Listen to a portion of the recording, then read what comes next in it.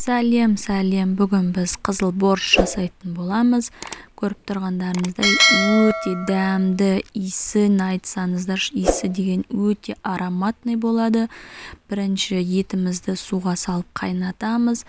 Қайнап отқан етіміздің ішіне картоп және де капустамызды салып тағы да қайнататын боламыз. Піскен етімізді шығарып, майдалап турап, сорпамыздың ішіне, бульонның ішіне салатын боламыз. Ал одан кейін әрмен қарай капустамызды саламыз. Сосын жаркасын жасайтын боламыз. Бізге ол үшін қызылша, пияз, сәбіз, тәтті бұрыш қажет болады. Көріп тұрғандарыңыздай, сәбіз бен қызылшаны теркадан өткізіп, пиязды турап, майға қуырып алдым.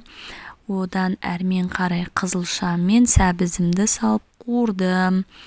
Өте иісін айтсаңыздар керемет болады. Біз қуырып жатқан кезде 2 шай қасық қант қосамыз және де жарты қасықтай уксус қосамыз. Уксус қосатын себебіміз қызыл борщымыз түсін өзгертпес үшін.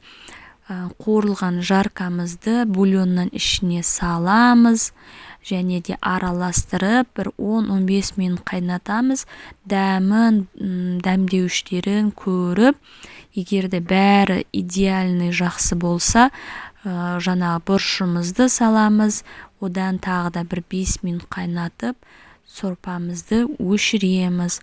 Ал астарыңыз дәмді болсын, дәмі өте керемет.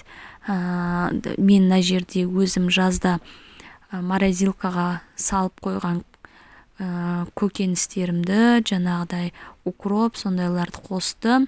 Мінекей менің борщым дайын, өте дәмді, енді сөзбен айтып жеткізе алмайым. Керемет. Менің каналыма жазылуды ұмытпаңыздар. Әрмен қарай менімен бірге болыңыздар. Сау болыңыздар.